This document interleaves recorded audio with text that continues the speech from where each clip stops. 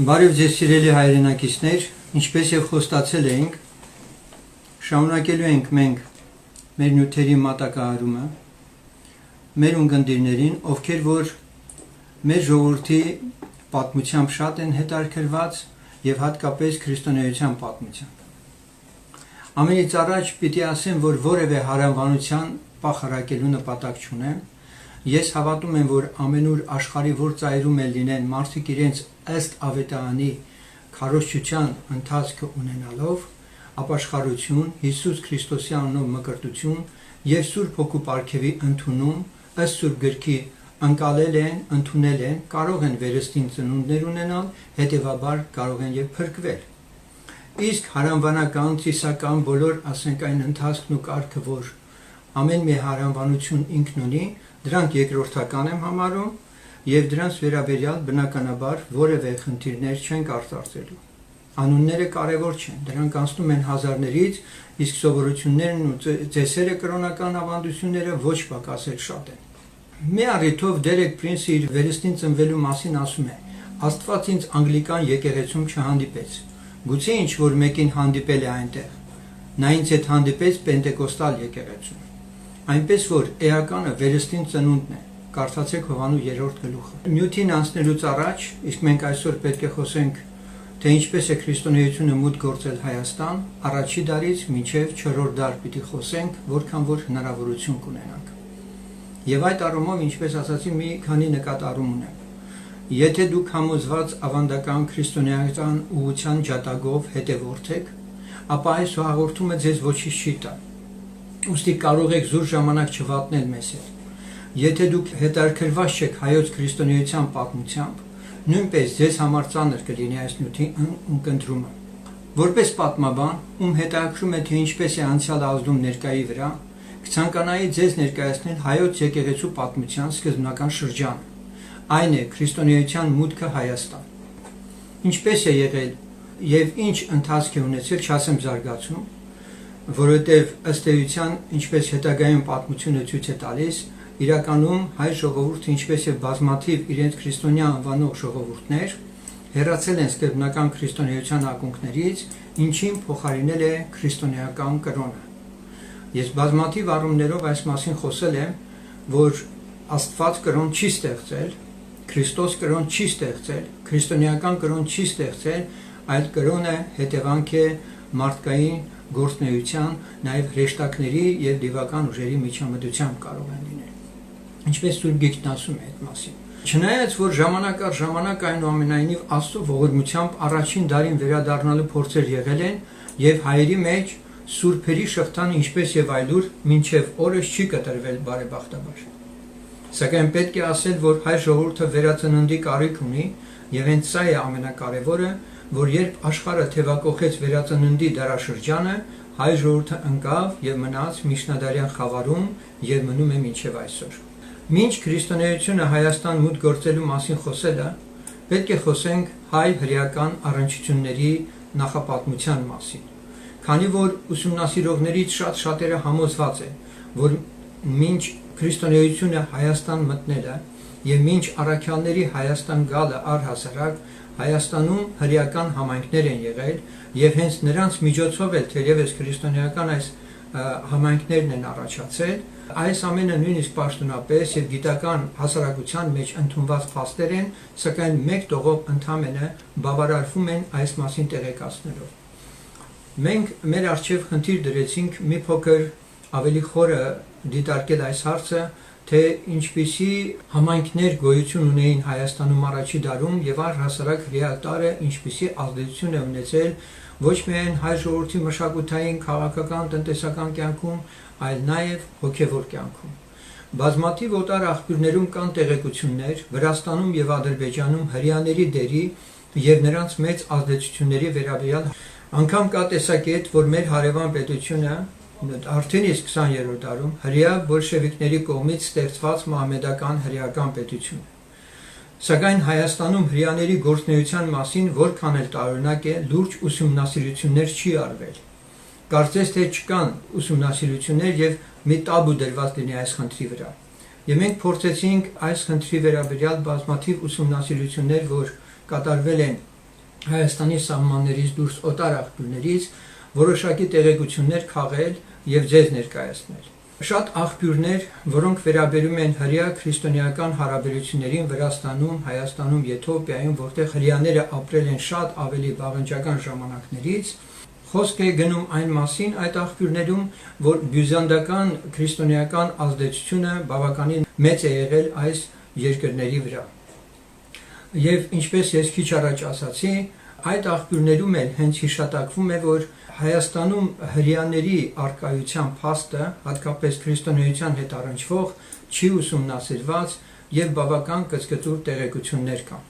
Ահա թե ինչու սկզբից ես պետք է ներկայացնեմ ձեզ հրեական համայնքների պատմությունը, այսինքն հայ-հրեական հարաբերությունների մասին եղած աղբյուրագիտական որոշ տեղեկություններ կփորձեմ հաղորդել։ Ուրեմն, երբ անդրադառնում ենք այդ ուսումնասիրություններին, պարզվում է, որ հրեաները ապրել են Հայաստանում, ընդհանրապես հայկական լեռնաշխարհում, դեռևս Քրիստոսից շուրջ 2000 տարի առաջ հրեաներ արդեն իսկ եղել են Հայաստանում։ Իսկ ավելի կոնկրետ, ինչպես որ Աստվածաշունչը ներկայացնում է Եզրասը, խոսում է այն մասին, որ հրեական գերությունից, հատկապես ղևտացիներ, վերադառնում են Կասիֆից կամ Մերձկասպյան, ասենք, տարածքից, ինչը որ մեկնում է նաև Կովկասից, եւ նշվում է մի գետի անուն, Եզրას 8:15, եթե կարդաք, այդ գետի անունն է Ահավա, որը որոշ ուսումնասիրողներ գտնում են, որ դա Արաքսն է։ Այսպիսով, երբ որ հրեաները բաբելոնյան գերության քշվեցին, սկզբից Սամարիան, հետո Երուսաղեմը, պարզվում է, որ բաբելոնյան այդ կայսրության սահմաններն այնքան մեծ էին, որ շատ հրեաներ, կարծես թե բուն երկրի տարածքից,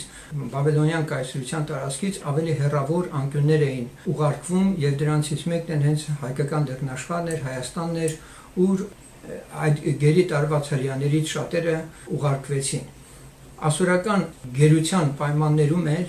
մենք պատմությունից տեղեկանում ենք, որ բազմաթիվ հրեական համայնքներ արդեն գոյություն ունեցել են Հայաստանում։ Հիշատակություն կա, որ Քրիստոսից առաջ 4-րդ դարում Արմավիրում հրեական բավականին լուրջ բնակավայր է եղել։ Իսկ երբ անդրադառնում ենք արդեն Երվանդ 4-րդին, Հայոց թագավորի ժամանակաշրջանին, ապա այնտեղ հիշատակություն կա, որ հրեաների մի ստվար զանգված տեղափոխվում է Երվանդաշատ։ Արտաշեսի գահակալման, ասենք, ժամանակահատվածում Երվանդաշատից այս անգամ արդեն նոր մայրաքաղաք, որ Արտաշեսը կառուցեց Արտաշատը, այստեղ տեղափոխվեցին Երվանդաշատից նախկինում Երվանդաշատ տեղափոխված հրեաները։ Եվ այսպես անընդհատ կարելի է հիշատակել հռոմեական աղբյուրներից էլ նույնիսկ կարելի է հիշատակել, թե Հայաստանում ինչպիսի հրեական համայնքներ են գոյություն ունեցել։ Բայց ոչ միայն այս համայնքների մասին ենք մենք տեղեկանում, այլ վասալ թագավորներ են եղել Հայաստանում հռոմեացիներին ենթակա, որոնց մեջ հիշատակվում է հատկապես Հերովդեսը, Հերովդեսյանների դինաստիայի ներկայացուցիչ Տիգրան 5-րդը եւ Տիգրան 6-րդը, որոնք կառավարել են Մեծ հայքում, իսկ Արիստոբուլոսը Փոքր հայքում։ Այսինքն այս երկու արքաները իրենց ցակումով եղել են, այսինքն հրեական, չասենք, որովհետև Հերովդեսյանները եդոմացիներ են եղել, բայց այնուամենայնիվ հրեական ավանդություններին բավականին խորը տեղյակ, ինչպես որ հետագան Պողոս Առաքյալը կանգնում է եւ այդ մասին խոսում է, որ հրեական սովորությունների տեղյակ է արքան, որի առջև ինքը պետք է հաշիվ տար իր դամանության համար։ Հրեաստանում նաև մեծ ապստամբություն էր տեղի ունեցել, որ Բար Կողբայի անունն է հիշատակված, որը գլխավորում էր այդ ապստամբությունը եւ իրեն Մեսիա էր հռչակել, եւ այդ ապստամբությունը ճնշելու ժամանակից էլ բավականին մեծ թվով հրեաներ տեղափոխվում են Հայաստան։ Ասեմ նաև, որ Տիգրան Մեծի ժամանակ շատ ավելի մեծ թափով այս տեղաշարժը հրեաների կամ գաղթը դեպի Հայաստան տեղի ունեցավ եւ Տիգրան Մեծը հատկապես նրանց մեծ արտոնություններ տալով թույլ էր տալիս, որպեսզի նրանք բնակություն հաստատեն Հայաստանի տարբեր քաղաքներում, հատկապես քաղաքներում։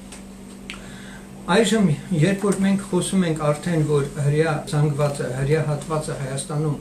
բավականին ազդեցիկ է եղել, ժամանակն է, որպեսզի մի փոքրիկ անդրադառնանք նաև Աստվածաշնչյան Գործք Առաքելոցի այն պատմություններին, թե ինչպես էր քրիստոնեությունը առաջավոր Ասիայում, Միջագետքում, նրա հարակից երկրներում տարածվում, ինչպես նաև Հայաստանում ինչպես կարող էր այն տարածվել։ Բանն այն է, որ այս առումով թե քրիստոնեությունը ինչպես է մուտք գործել Հայաստան, աղբյուրագիտական առումով կան ընդամենը ավանդություններ, հայ առաքելական եկեղեցու ավանդությունները, որոնք էլ իրենց հերթին գերազանցապես հունական եւ ասորական աղբյուրներից են։ Որքան էլ զարմանալի լինի, իհարկե հիմնավորվում է, որ դե հայերեն գրեր չեն եղել այն ժամանակ, դրա համար էլ ասենք հունարեն կամ ասորերեն լեզվով են այդ ավանդությունները մեզ հասել, ինչպես որ հայտնի է օրինակ Ադայի վարդապետություն կամ վկայություն անունով հիշատակվող ավանդությունը, որից էլ օգտվել է թե Մովսես Խորենացին եւ թե հետագա պատմիչները, որում մասնավորապես մանրամասնվում է այն փաստը, թե ինչպես է Հայաստանի հասարակությունը առաջին անգամ քրիստոնեության հետ առնչվում։ Բայց իրականում, երբ որ մենք այս ավանդությունն ենք աչքի տակ առնում,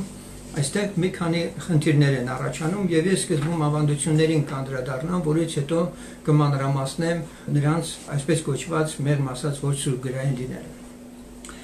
Ադայի վարդապետությունը բավականին ուշ ժամանակաշրջանի, ավելի ուշ շրջանի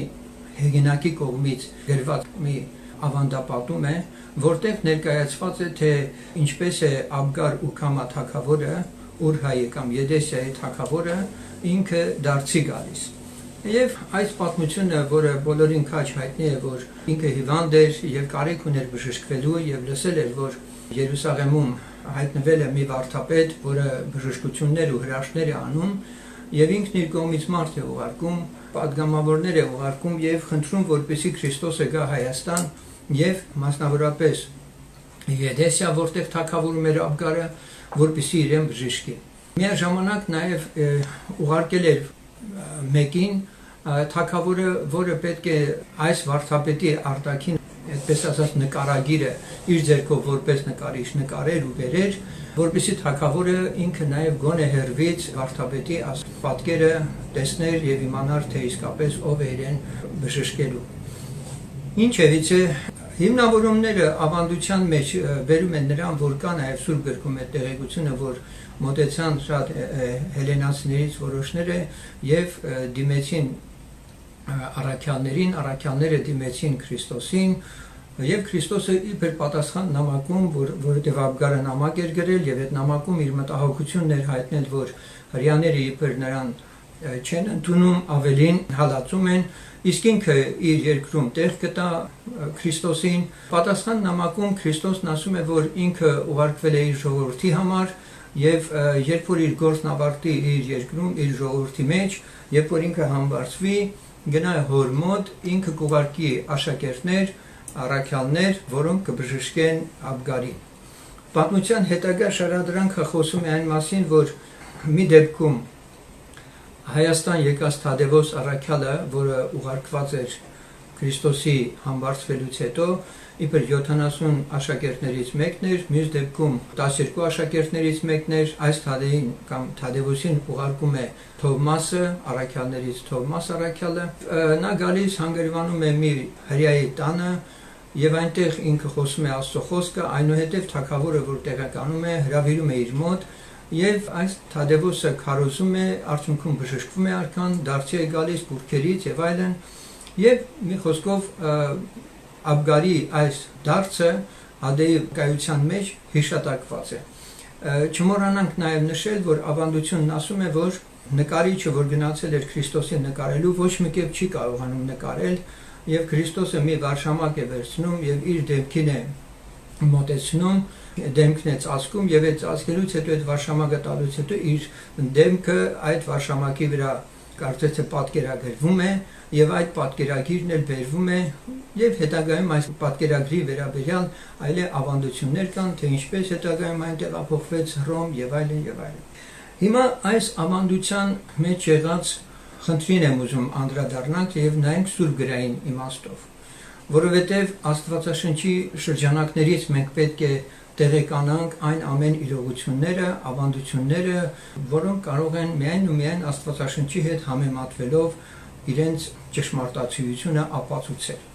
Բայց մինչ դրան անդրադառնալը էլի առաջի դարի հետ կապ քրիստոնեության Հայաստան մուտք գործելու վերաբերյալ ավանդությունները շարունակվում են, բայց այս ավանդությունը, որը Աբգարի դարձի հետ էր կապված, այսքանով ես ուզում եմ ավարտել այս ավանդության հետ կապված ասենք խնդիրը եւ շարունակել արդեն իսկ գոյություն ունեցած ավանդությունների շարքի մի ամբողջ փունջը ներկայացնել եւ ինչպես որ Լեոն էր ասում, եթե հավատանք, որ առաքելական եկեղեցու ավանդություններին, ապա հայերը դեռևս քրիստոնյա են եղել Քրիստոսի ժամանակ։ Եվ այո, մեր ժողովուրդը ավանդապաշտ է, նահապետապաշտ ժողովուրդ է, դրան դեռ կանդրադառնանք, փորձելով ավելի հասկանալի դարձնել, թե ինչու է մեր ժողովուրդը սիրում ավելի շատ ավանդապատումները, քան ասենք այն իրական եղելությունները, որ Սուրբ Գրքի շրջանակներից մենք որպես չափորոշիչ կարող ենք ասենք ստուգելով իմանալ։ Իհարկե սրբազան ավանդություններ անունի տակ նաև էլի բաներ կան, որ կապված են մեր ժողովրդի քրիստոնյա դառնալու հետ եւ աշխարհում առաջինը քրիստոնյա ժողովուրդ հորդորվելով մենք մինչեւ այսօր պարտենում ենք այն փաստով, որ իջել է միածինը, խփել է մուրճով ինչ որ մի տեղին եւ ասել այստեղ պիտի կառուցվի տաճար եւ այդ քաղաքի անունն է Վաղաշաբաթը հետագայում Էջմիածին դարձավ, որտեղ մենք ավանդաբար ընդունում ենք, որ իջել է միածինը։ Մյուս կարևորագույն փաստը, որ հենց այդ նույն Էջմիածնում արդեն մայր տաճարում գտնվում են մասունքներ, Գրիգոր Լուսավորիչի աչը, Նոյան Տապանի փայտի ինչ որ մի մնացորդ, որը կապված է նաեւ Միշնադարում Սուրբ Հակոբ անունով մի անձնավորության հետ, որը մեծ դժվարությամբ Արարատ լեռն էր բարձրանում, որ անպայման մի մաս Նոյի տապանից ստանալ եւ միտեղ հոգնում է եւ այդտեղ հրեշտակը գալիս եւ իրեն ասում է, որ էլ չանք չանի վերև բարձրանալու, ինքը վերել է եւ տալիս է, հիմա ինքը կարող է արդեն հանգիստ իջնել եւ այսպես շարունակ ասենք մենք նաեւ իմանում ենք այն մասին, որ հարյուրապետի կամ հռոմեացի զինվորի իբր այդ գեղարդն է պահպանվում եւ ելի շատ ու շատ ասենք մասունքների հետ կապված ասենք բազմաթիվ պատումներ, որ այս կամ այն եկեղեցու հիմքում այս առաքյալի օրինակի համար վանքի Արցախի ասենք Գանձասարի վանքի հիմքում իբր թե Հովհաննես Մկրտչի գլուխն է կամ մեկ այլ տեղում մեկ այլ սուրբի մասունքներ, մի խոսքով մասունքների սրբացման հետ կապված այս ավանդությունները շատ առատ են մեր ազգային հայ առաքելական եկեղեցու դավանաբանական, այսպես ասած, համակարգում։ Երբ անցնում ենք արդեն աղբյուրներին, ապա առաջին քրիստոնեության մասին տեղեկություն հաղորդող մատենագրական շարքից հիշատակվողը Ագաթան Գեղոսն է, որը թեպետ պատմում է 3-րդ դարի վերջի եւ 4-րդ դարի սկզբի մասին տեղեկությունները, այնուամենայնիվ գիտնականները, ուսումնասիրողները հաստատում են, որ Ագաթան Գեղոսի այս մատենագրական տեղեկությունը 5-րդ դարից ավելի վաղ չի գնում, այսինքն քրիստոնեությունը պետականորեն կրոն հռչակելուց հետո բավական ժամանակ անցնելուց հետո է, որ այս գրքում պատմվում է։ Նույն ժամանակաշրջանում քրիստոնեության հետ կապված գրեթե բոլոր մատենագիրները խոսում են այդ մասին բացառությամբ մենք քիչ հետո դրան կանդրադառնանք եւ խոսենք Գրիգոր Լուսավորիչի աշտամունքի արգելքի վերաբերյալ եղած ուսումնասիրությանը եւ կտեսնենք, որ այնուամենայնիվ հեղինակներ են եղել, որոնք նույնիսկ Գրիգոր Լուսավորիչի մասին ոչ մի տեղեկություն չունեն եւ ոչ էլ ծանոթ են Ագաթան Գեղոսին։ Փաստորեն Բյուզանդն օրինակ իր հայոց պատմություն աշխատությունում հիշատակում է, որ թեպետ բավական ժամանակ է անցել, գրեթե 2 դարեր անցել, սակայն դեռևս հայ ժողովուրդը ճշմարտապես նոր դավանանքը չէր հասկացել եւ Փաստորեն Բյուզանդը ֆիքսում է այդ փաստը, որ քրիստոնեությունը Հայաստանում տարածվել է իսկապես ուժով։ Եվ Ագաթան Գեղոսի մեջ էլ այդ հիշատակությունը կա, թե ինչպես է զենքի ուժով հայ ժողովրդին դարձի բերվում եւ ինչպես են ավերվում ու կործանվում բոլոր այն մեհյանները, քրմական դասը, ինչպես է մի մասը խոնարհվում է նոր կրոնի առջև, մյուս մասը ռազմի դաշտում ոչնչանում եւ այլն։ Մի խոսքով ինչպես որ պաշտոնապես աշխարհի տարբեր երկրներում քրիստոնեությունը վերևից պարտադրված որպես կրոն արդեն մատուցվում է ժողովրդին եւ այն առանց հարկադրանքի չէր լինում։ Մենք Ղազար Փարբեցու մոտ ենք մենք մի շատ հետաքրքիր տեղեկություն ստանում, որ մենք վերջապես վերադառնում ենք Շատ դարեր կամ հազարամյակներ առաջ նախասկզբնական մեր հավատքին եւ սրտանց մենք վերադարձանք ու դարձի եկանք։ Այս ամենից բացի Մովսես Խորենացու հայոց պատմությունը, երբ որ ուշադրի զննում ենք, մենք այնտեղ տեսնում ենք շատ քիչ տեղեկություններ, ավելին Խորենացին ինչ որ իմաստով նույնիսկ Դրդատ երրորդին շատ ավելի գերապատիվ է դարձնում, քան ասեն Գրիգոր Լուսավորչին եւ իր գործունեությունը։ Եվ իր պատմությունից մի քանի խորհրդավոր բաներ ենք մենք հասկանում, որ լուսաբանման կարիք ունի, որովհետև գծգտուր տեղեկություններ կան, որ օրինակի համար հարցեր, որոնց պատասխանները միջև հիմա չկան։ Նախ Խորենացին ասում է, որ ինքը ճշմարտապես է փորձում հաղորդել այն ամենը, ինչը որ հաղորդում է, եւ երկրորդը ինքը ներկայացնելով Ագաթանգեղոսի պատմության որոշակի դրվագներ, համեմատություններ է անում, եւ այդ համեմատությունների մեջ մենք հետաքրքիր իրողություններ ենք տեսնում, որի մասին Խորենացին ներկայացնում է։ Ես կուզեի, որպեսզի մենք ուշադրություն դարձնեինք հենց հատկապես այդ իրողությանը, թե ինչպես է Խորենացին Գրիգոր Լուսավորչի գործունեության մասին խոսում։ Որովհետև մի դեպքում մենք տեսնում ենք, որ նրա արածը ինքը մեծ գովասանքով, մեծ դրվատանքով է խոսում, սակայն այնուամենայնիվ հարցի պատասխանը, թե ինչու Նիկիայի ժողովից հետո հանկարծ Գրիգոր Լուսավորիչը որոշում է գնալ եւ չգնել եւ այլևս չի երևում հոգեվոր դաշտում, սա այս հարցը մնում է բաց եւ ավելին ինքը Նիկիայի ժողովին ինքնանձամբ չի մասնակցում եւ իր որդուն է ուղարկում եւ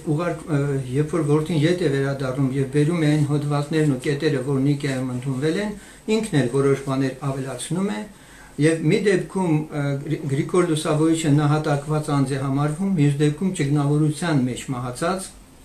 եւ այստեղ էլ մենք որոշ բաներ տարբերություններ ենք տեսնում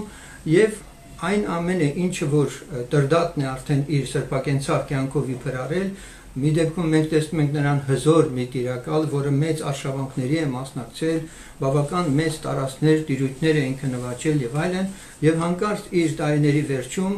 ինքը թողնում է իր գահակալական ամբողջ, ասենք, փառքը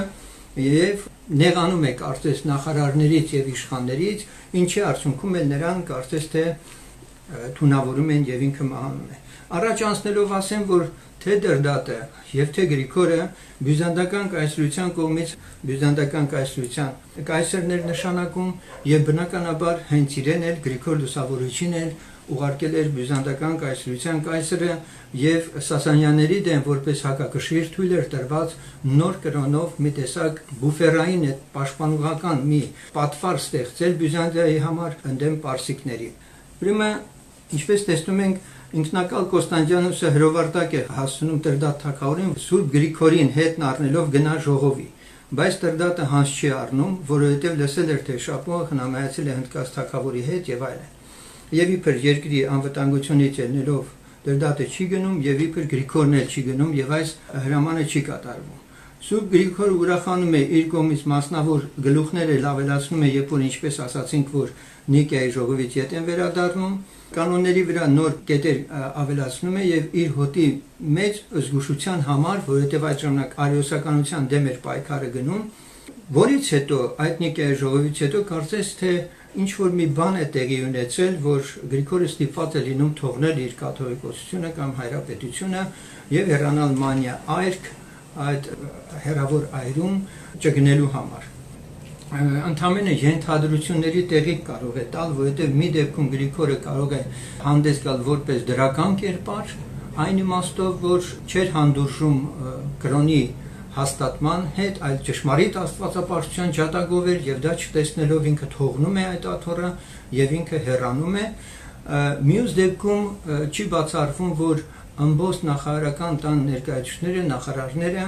ամեն ինչ արած լինեին, որպեսզի նոր կրոնը չհաստատվեր միջև։ Մանավանդ որ դրա հետ կապված որոշ նախարարական տների ընդվզումներ մենք պատմությունից իմանում ենք։ Եվ այստեղ նաև մասունքների հետ կապված Խորենացին ասում է, եւ այսպես Մարմինը երկար տարիներ ծածուկ մնաց որպես կարծես ինչ որ աստվածային տնօրինությամբ, ինչպես հնում Մովսեսինը, որպեսզի նորադարձ բարբարոս ազգերից չպաշտվի։ Ուրեմն ինքը Գրիգորը մահանում է, մի այրի մեջ է լինում երկար ժամանակ նրա տեղը չեն գտնում եւ կարծես Աստծո նախախնամությամբ, որ նրա մարմինը չերկրպագվի, ինչպես հնում Մովսեսին, հիշում ենք այդ մասին, որ ասվում է, որ Սուրբ գրքում, որ Միքայելը եւ Չարի երեստակ, ասենք, իրար հետ կրվում էին Մովսեսի մարմնի համար եւ Մովսեսի մարմինը այդպես էլ չգտնվեց, որպեսզի մասունք չդառնա կամ էլ ասենք երկրպագության առարկա չդառնա։ Իսկ երբ մեր կողմերում հավատն արմատացավ ու հաստատվեց, շատ ժամանակ անցնելուց հետո հայտնվեց Գառնիկ անունով մի ճգնավորի եւ ապա Սուրբ Գրիգորի նշխարները բերվեցին եւ թաղվեցին Թորդան գյուղում։ Այստեղ նույնպես մենք տեսնում ենք, որ երբ որ հիմա ես քիչ հետո արդեն կանդրադառնա համեմատականին Սուրբ գրքի, մենք կտեսնենք, որ դարձյալ Սուրբ գրային որևէ հիմք չունի սա, բայց որովհետև այն ժամանակ մարդկանց մեջ բավականին մեծ տեղ ուներ ավանդությունը, եւ քիչ առաջ ես ասացի, որ ավելի շատ այս ավանդությունները մեր ժողովրդին հունական կամ ասորական աղբյուրներից կարող էին հասնել, մտածում ես ակամայից, լավ, այս բոլոր ավանդությունները, որոնց մասին մենք լսում ենք շարունակապար, ինչ նպատակ էին հետապնդում։ Մի առիթով ես կխնդրեի, որ դուք Աստվածաշնչի բացահայտումները YouTube-ում ներկայացված իմ կրոնի վերաբերյալ հաղորդաշարի մեջ եղած նյութերին ծանոթանայիք, ես ասել եմ, որ դեռևս առաջի դարում քրիստոնեությունը կրոն դարձնելու ավանդապաշտության եւ այլ ասենք խնդիրների ճանապարհով քրիստոնեության աստվածպաշտական կանոնակարգի շեղումները արդեն նկատելի են նույն գործկառաքելություն եւ թղթերում, դրանց մասին ես շատ եմ խոսել։ Ես կուզեի, որպեսզի այդ հաղորդաշարի նյութերը դուք ավելի ուշադրություն դարձնեք, հատկապես կրոնին վերաբերող, եւ դուք կհասկանաք, որ փարիսեցիները արդեն իսկ առաջի դարից կրնկակող հետապնդում էին ոչ միայն Պողոս առաքյալին, այլ նաեւ շատ շատերին, ովքեր մաքուր աստվածապաշտության կանոններ էին քարոզում, եւ այս քարոզիչների ետևից գնալով ամենատարբեր նորամուծություններն էին անում փրկության վարդապետության վերաբերյալ։ Մի դեպքում պետք է թլպատվել, որ փրկվեն, մյուս դեպքում հայրերի ավանդությունները, սովորությունները պահել եւ այլ։ Եվ քանի որ խոսեցինք, որ Հայաստանում էլ հրեական համայնքը բավականին ազդեցիկ էր, ավելի մի քիչ հետո ավելի մենք կտեսնենք դա, ուրեմն սա չի բացառվում։ Սա պարզ խոսում է այն մասին, որ հրեաների կշիռը, որ օրինակ առաքյալները, երբ որ հավաքվում են խնդիր լուծելու, Պողոս առաքյալին ասում են, տեսնում ես, թե վիրավոր ինչքան հավատացյալներ կան փարիսեցիների աղանդից։ Բոլորն էլ օրենք նախանձավոր։ Ուրեմն փարիսեցիները այնքան էին շատացել, վիրավոր, այսինքն վիրը դա 10,000-ն է եւ էլ ավելի շատ։ Երուսաղեմում, որ արդեն լուրջ կարող էին վարդապետական խնդիրների վրա ազդել եւ այդպես էլ եղել է։ Եվ հետագայում այս փարիսեցիները աշխարհում մեկ իրենց որտեղ իրենց համայնքները եղել են, այնտեղ կարող էին վերստին ծնված հրեաների, որոնք Սուրբ Հոգով էին մկրտված, այնուամենայնիվ իրենց հուդայական կամ հելենիստական որոշակի դավանաբանական խմորումներն էլ խառնեին տեղական համայնքներում քրիստոնեության հետ եւ մի նոր քրիստոնեական կրոնի կերպարով հանդես բերեին։ Ինչը որ մենք այսօր ավանդաբար թե եկեղեցիների կառույցների եւ թե ասենք արտաքին հանդերձների ու ծեսերի առումով տեսնում ենք մասնավորապես ազգային կոչված մեր եկեղեցում եւ շատ այլ երկրների պետականորեն պաշտոնապես ճանաչված եկեղեցիների երկրպագության շարքերից։ Այստեղ ես ուզում եմ մի կարևոր հանգամանքի վրա հիմա ուշադրություն դարձնենք, ես կոստացա, որ ավանդությունները Սուրբ գրքի լույսի տակ պիտի տեսնենք։ Տեսեք, ստացվում է, որ երբ որ Աբգարը նամակ է գրում եւ այդ նամակը տանում են Հիսուս Քրիստոսին, Քրիստոսն ասում է, որ հիմա չի կարող գալ ինքը, բայց չէ որ ինքը հեռավորությունից կարող էր Հայրոսի աղջկան բժշկել, գալ եւ բժշկել կամ Փյունիկ ասորու աղջկան բժշկել, նա կարող էր հեռավորությունից մի խոսք էլ ասել, նույնիսկ չասել ու ասել, գնացեք ձեր թագավորն առողջ է, որովհետև ինքը հավատացել է։ Եվ Աստված, որ ողորմած է եւ սիրում է, ինքը թույլ է տալիս, որ Աբգարը մի քանի որոշ ժամանակ էլ դեռևս տարապի հիվանդությունից, մինչև որ իր աշակերտներին պետք է ինքն ուղարկել։ Այսինքն Քրիստոսը մի տեսակ այստեղ հանդես է գալիս օրինապարտության դիրքերից։ Գործ ունի անելու, եթե չի ավարտել, ինքը չի կարող հանդիպել եւ Աբգարին բժշկել։ Սա իհարկե չի կարող Սուրբ գրքի շրջանակներում տեղավորվել։ Երկրորդը, իբր թե իր պատկերը նկարող նկարիչը չի կարողանում նկարել եւ Քրիստոսը վերցնում է մի վարշամակ եւ ինքը տանում իր դեմքին եւ իր դեմքի պատկերագիրը հանձնելով փոխանցում է, որ բերեն Աբգարին տան։ Մենք գիտենք, որ երբեք էլ նոր կտակարանում այո մենք կարող ենք հանդիպել դեպք, որ անգամ առաքյալի վրայից կարող են թաշկինակները տանել եւ դնել հիվանդի վրա եւ հիվանդը կարող էր առողջանալ ու բժշկվել, բայց որ պատկերի առումով որևէ ձևով Քրիստոսը իր դեմքի պատկերը հաղորդեր մարդկանց, իհարկե դա սա նույնպես սուրբ գրային հիմք չի կարող ունենալ։ Առավել եւս երբ որ Տերը պատվիրում էր, որ որևէ պատկերի ձևով իրեն չերկրպագեն։ Հետագայում մենք պատկերապարտության մի հսկայական, ասենք, շքերթ ենք տեսնում եւ մարդու օրինած պատկերների դա հիմք է տալիս ավանդության այս դրվագը հիմք է տալիս պատկերապարտության եւ շատերը մտածում են դե որ իսկապես Քրիստոսը այդպիսի բան է արել, ուրեմն մենք էլ կարող ենք մեր երևակայության մեջ ստեղծել որոշակի պատկերներ, նկարներ եւ ինչը որ այսօր մենք տեսնում ենք, որ մարդիկ ավելի շատ են սիրում, ասենք, պատկերները առջև խոնարհվել, իրենց երկրպագության որոշ դրսևորումներ ունենալ։ Այնուամենայնիվ այս ամենից զատ մենք տեսնում ենք մյուս խնդիրը, երբ որ լավ Քրիստոսը համբարձվել էր եւ ինքը պետք է իր առաքյալներից, աշակերտներից մեկին ուղարկեր։ Եվ այս աշակերտը գալիս է եւ հանգրվանում հրեաներից մեկի տանը։ Եթե ինքը պաշտոնապես գալիս է Քրիստոսի անունից, նա ուղիղ կգար Աբգարի ապարանքը եւ միանգամից կհանդիպեր իրեն ու կասի. «Այն մարդն եմ, որին Քրիստոս ուղարկել է, որպեսզի դու առողջանաս»։ Բայց նրանք մենք տեսնում ենք, որ ինքը գալիս է հպանցիկ ինչ որ մեկի տուն եւ այնտեղից սկսում քարոզել։ Սա ինչի մասին է խոսում։ Սա խոսում է այն մասին, որ չի բացառվում, որ նման քարոզիչներ իսկապես եկած լինեն Եդեսիա, թերևս անունները տարբեր լինեն կամ նույն անունով, սակայն ավանդությունը այլ կերպ է սկսում ներկայացնել եւ հարմարեցնում է այն ամենին, ինչը որ նախորոք անհրաժեշտ է եղել ցույց տալու համար, որ տեսեք մենք առաջիններից ենք եղել, որ Քրիստոսին ընդունել են։ Նորից եմ ուզում կրկնել, սա ասորական ավանդություն է, որը 5-րդ դարում հայացել է եւ հունական ասորական ավանդությունները աստիճանաբար հայանում են եւ հայ դավանաբանական համակարգի հիմքում այս սրբազան ավանդությունների տեսքով այսօր ժողովուրդը մեր ընդունում է որպես ճշմարտություն։ Մի բան են ասեմ, որ թե Թադևոսի եւ թե Բարթմեոսի Հայաստան գալու վերաբերյալ օտար աղբյուրներն արդեն իրենց ժամանակակիցները խիստ կասկածում էին։ Օրինակ Պրոկոպիոս Կեսարացին, բյուզանդական այս պատմիչը, խոսելով Թադևոսի եւ Բարթմեոսի մասին եղած ադայի վկայության վարդապետության մասին, ասում է. «Ես չգիտեմ դու կհավատաս թե չէ, բայց ես չեմ հավատում դրան»։ Եվ միաժամանակ նաեւ օտար աղբյուրներից հայտնի է, որ միջև Հնդկաստան կամ չգիտեմ Հայաստանին հարակից տարբեր տեղերում են, ասենք, նահատակվել առաքյալները եւ իմիջիալոց բոլոր այն ժամանակվա միջերկրածովյան ավազանի ժողովուրդները կամ միջագետյան ժողովուրդների առաջավոր Ասիայի ժողովուրդները որոշակիորեն մրցակցության մեջ էին եւ յուրաքանչյուրը փորձում էր Քրիստոսին ընդունելու մի տեսակ այս մրցակցության մեջ իր առաջինը լինելու խնդիրը ավելի արծարծ էր։ Ահա այդպես էլ մենք տեսնում ենք, որ Պետրոսի Հռոմի եկեղեցու հիմքի քար լինելու հանգամանքն է շեշտվում եւ տիեզերական եկեղեցու կամ կաթողիկե եկեղեցու որպես ասենք առաջին հայրապետ Հռոմի այսօր աշխարհի կողմից ընդունված է որպես Պետրոսն էր խիստ կարևորը առաջին դեմքը, որտեղն ասել էր դու Պետրոս ես, այս վեմի վրա պիտի կառուցեմ իմ եկեղեցին, սակայն բնականաբար Աստված մարդու վրա չէր կառուցում ոչ մի եկեղեցի, որտեղ անկյունի գլուխը քարը ինքն էր, վեմը ինքն էր եւ Պետրոսի ունեցած հայտնության հիմքի վրա էր ինքը կառուցելու, որովհետեւ երբ որ ասեց ինչ են ասում մարդիկ իմ մասին, ինքը Պետրոսն ասեց, որ դու ես Աստծո Քրիստոսը եւ Հիսուսն ասեց, որ երանի քեզ իմ հոր հոգին քեզ հայտնեց։ Ուրեմն Աստծո Հիսուս Քրիստոսի հոր հոգու հայտնությունը,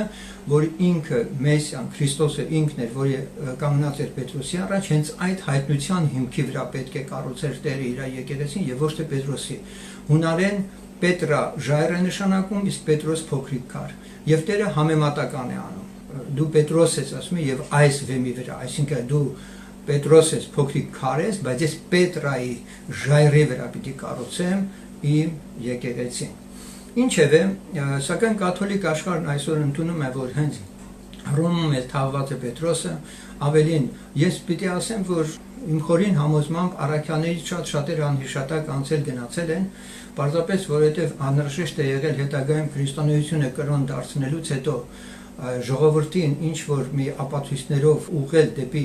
իրենց կրոնական հայացքները ընդունելու կամ հարաբերվելու իրենց միջոցով Աստծո հետ եւ այլն այդ հեղինակությունն են փորձել ավելի շեշտել,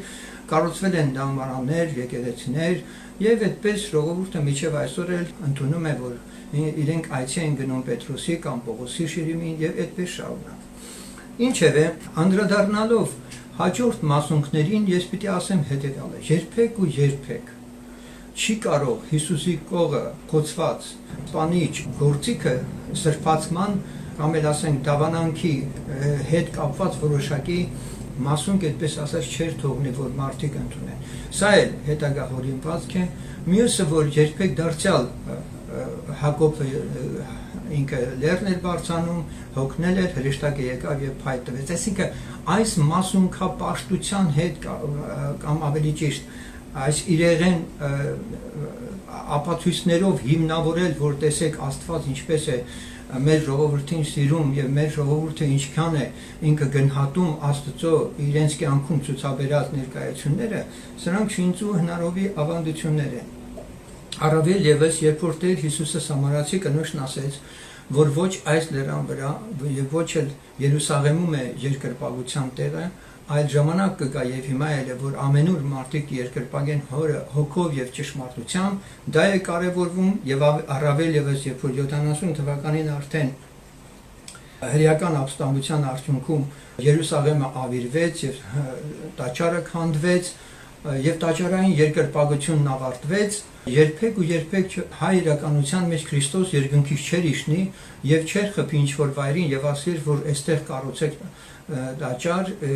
որովհետեւ այստեղ պետք է ինձ պարտեք։ Իրականությունը սա է, որ բոլոր հեթանոսական քրմական տաճարային, ասենք երկրպագության այդ մեյանները, բոլոր վայրերը քանդվում էին եւ նրանց հիմքի վրա կառուցվում էին նոր քրիստոնեական, ասենք տաճարներ, եկեղեցիներ, որտեղ արդեն նոր դավանանքը պետք է քարոզվեր եւ այդտեղ պետք է երկրպագվեր ըստ իրենց ընկալման Քրիստոսը։ Նույն ձևով Էջմիածնի տաճարն էլ իր հիմքում հեթանոսական ուրարտական արձանագրությամբ որոշակի հիմք կա այնտեղ, որը խոսում է այն մասին, որ հենց Մեյանի հիմքի վրա է կառուցված այս եկեղեցին։ Եվ այսպես կարելի է անընդհատ համեմատականներ անցկացնելով խոսել շարունակաբար այն մասին, որ այնուամենայնիվ մեր ժողովուրդը մասունքապաշտ լինելով հանդերձ չի դադարում մինչև այսօր էլ ծիսական, կրոնական իր սովորությունները բավարար համարել որպես քրիստոնյա եւ սա հենց ամենացավալին ու ամենախնդիրն է, որից մեր ժողովուրդը չի կարողանում ազատագրվել եւ կենթանի աստվածապաշտության գալ։ Այժմ ես ուզում եմ, որպեսզի դարձյալ խոսեմ մի փոքր Գրիգոր Լուսավորչի պաշտամունքի արգելքի մասին, մասնավորապես այն առումով, որ այս հետազոտությունը Գիտությունների ազգային ակադեմիայում է կատարվել Ստեփան Մալխասյանցի կողմից ժամանակին եւ ես կուզեի որպեսզի մի հատ ուշադրություն դարձնենք թե ինչ է ասում Ստեփան Մալխասյանը, որովհետեւ ուսումնասիրությունները հակասում են Ագաթանգելոսի կողմից մեզ հաղորդած տեղեկություններին։ Ուրեմն ասորի կաթողիկոսների օրոք եւ նրա անվան շուրջ եղած խորհրդավոր լռությունը 5-րդ դարի կեսերի հայ մատենագրության մեջ 1944 թվականի ապրիլի տեղի ունեցած Գիտությունների ազգային ակադեմիայում գիտնականների մեջ մատենագրական հարցերի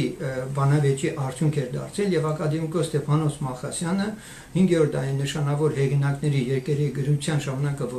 որոշելու համար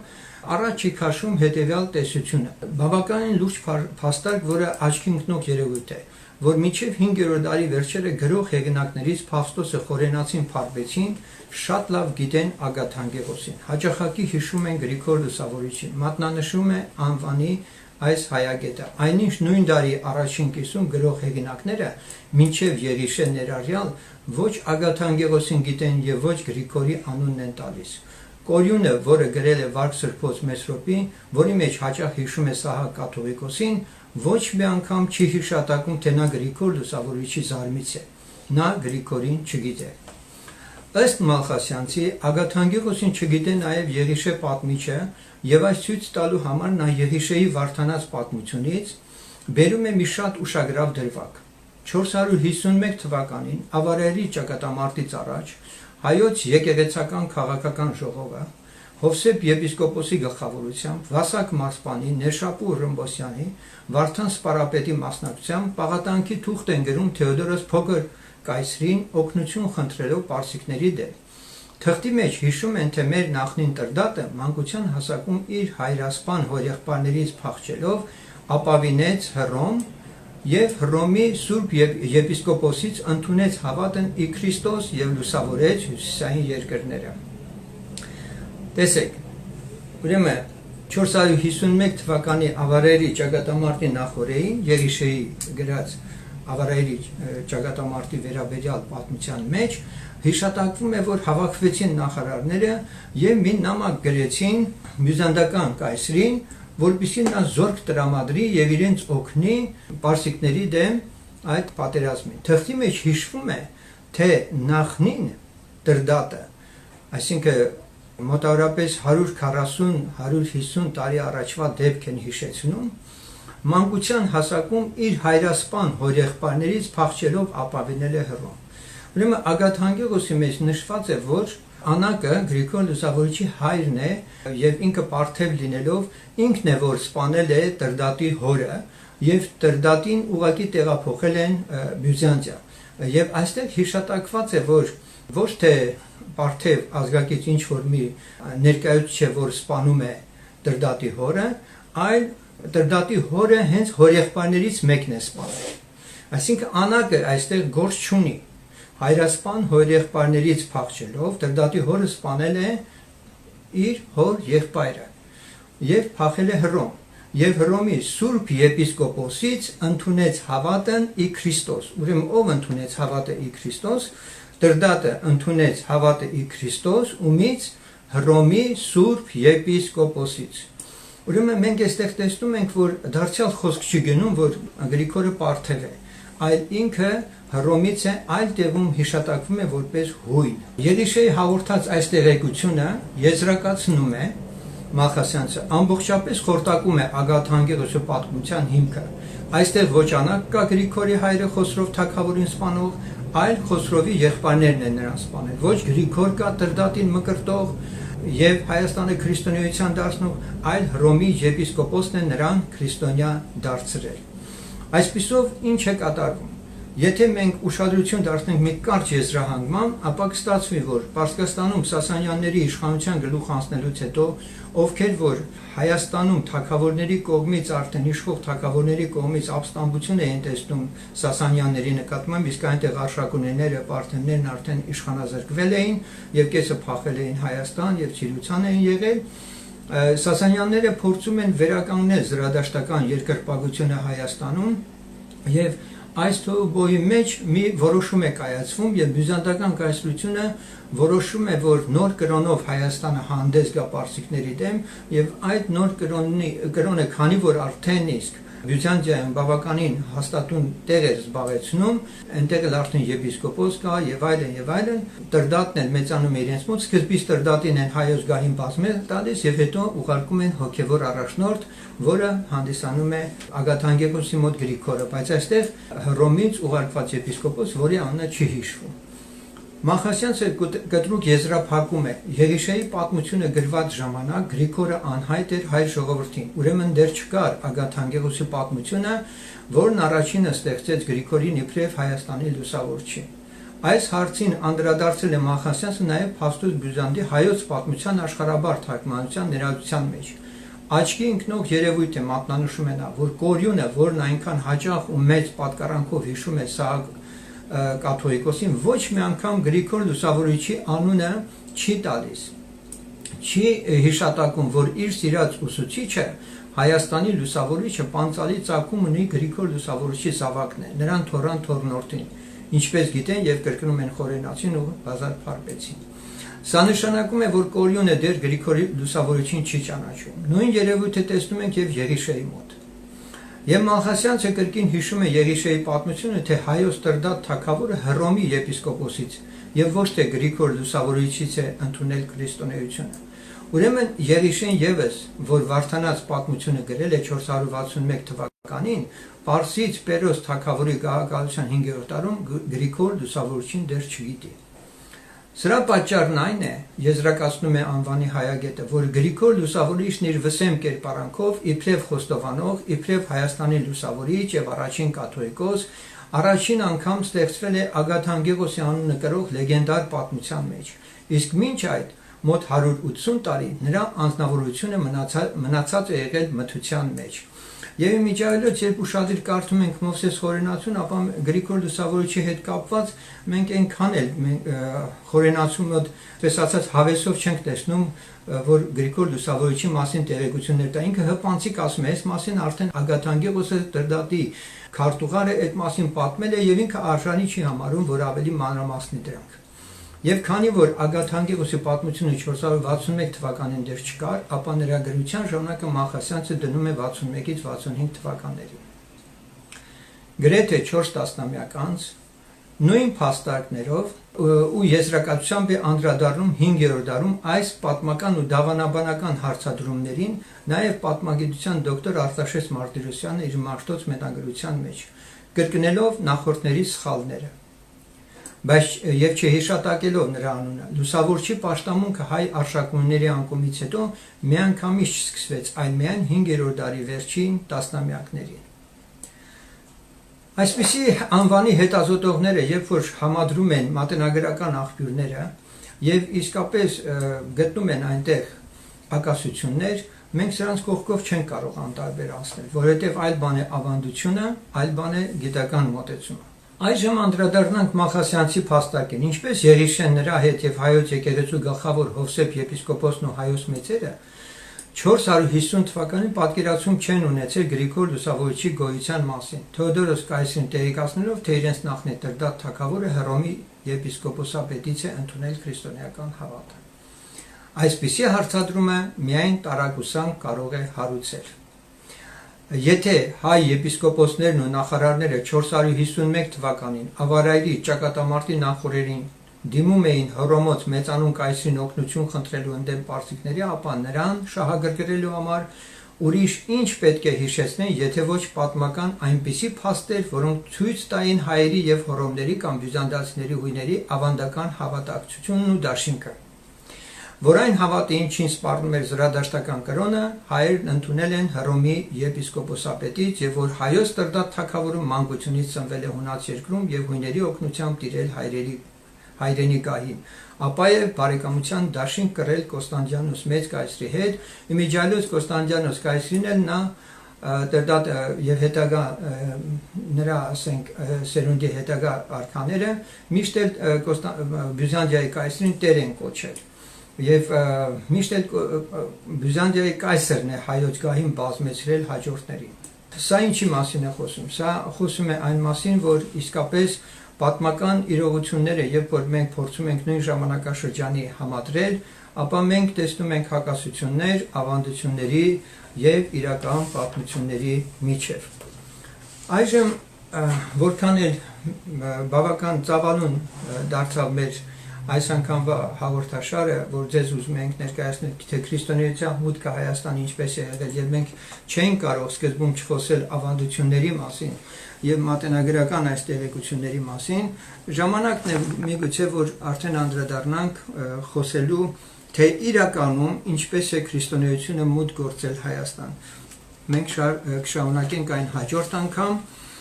Այն բոլոր տեղեկությունները, որ ես ձեզ հաղորդում եմ, բաց աղբյուրներից են։ Ես այդ աղբյուրները, եթե ցանկություն ունենաք, բոլորն էլ ձեզ կարող եմ տրամադրել։ Այսօր այսքանը, հույսով ակնկալում եմ հաջորդ անգամ, Աստված բոլորիդ հետ, մինչև նոր հանդիպում։ Տեր օր։